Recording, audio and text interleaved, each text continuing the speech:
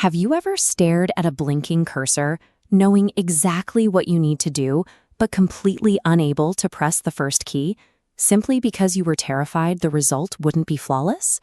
Meet Aman. Right now, he has a major report due, but instead of typing a single word into his blank document, he's choosing to scroll through a social media feed, carefully curated to show only the absolute best moments of everyone else's lives. Aman has spent years internalizing a set of scripts for his life, pre-written roles for how the perfect employee or the perfect friend should behave.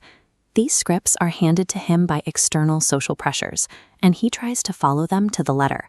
When Aman's real-world behavior inevitably clashes with these rigid, ideal roles, he feels a crushing sense of disappointment.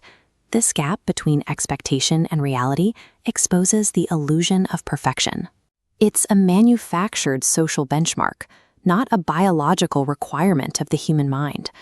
The fallout from chasing this illusion is heavy. Aman is left with intense anxiety and shame, eventually labeling himself a failure simply because his reality doesn't match a script that was impossible to follow in the first place. This drive for perfection often masks itself as high standards. In practice, it functions as a psychological brake, stalling progress and fueling a cycle of self-sabotage. To figure out how Aman can break out of this cycle, we have to look at where this pressure actually comes from. It stems from a mix of a hypercritical internal voice and the external cultural demands of modern society.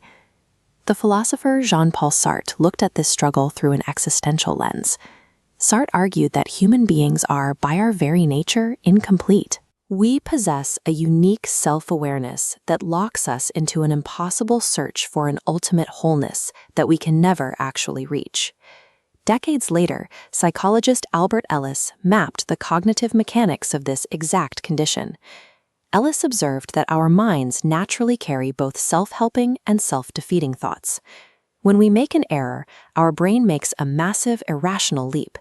We conflate the isolated act of making a mistake with our entire identity. Aman's persistent imperfection represents the standard human operating system. Mistakes are not a personal bug he needs to fix, but a byproduct of how our consciousness is wired. Knowing that imperfection is natural doesn't write Aman's report.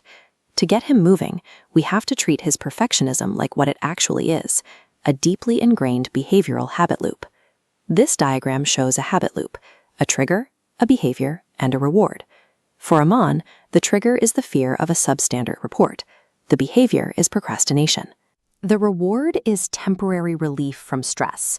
That fleeting safety reinforces the cycle, locking it into place.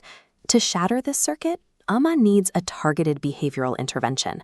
Writers have long relied on a specific tool for this exact moment: the shitty first draft method. The mechanics are straightforward. Aman intentionally gives himself full permission to produce an absolutely terrible first attempt. By removing the demand for quality entirely, the psychological friction of starting vanishes. Escaping the perfection trap requires trading the impossible demand for immediate results for a high tolerance of initial, incredibly messy progress. Jump forward a few months. Aman still makes errors, but he is no longer paralyzed by a blank screen. His daily output is significantly higher, and his baseline anxiety has dropped. He got there by implementing a few structural tools. First, he uses a personal SWOT analysis, mapping his strengths, weaknesses, opportunities, and threats to objectively isolate specific issues, like a fear of public speaking, without attacking his core self-worth. Then he neutralizes vague, overwhelming goals by converting them into smart targets. Instead of saying, "I need to get better at speaking," he commits to exactly 10 minutes of targeted practice with a trusted colleague. When setbacks occur, he deploys self-compassion as his recovery protocol.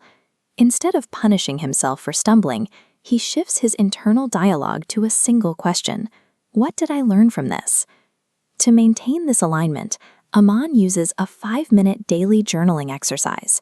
Every night, he logs exactly one mistake he made that day and one specific moment of pride, no matter how small. Imperfection is the actual engine of human growth. The only way forward is to stop asking yourself how flawlessly you are doing a task and start asking what you are learning while you do it.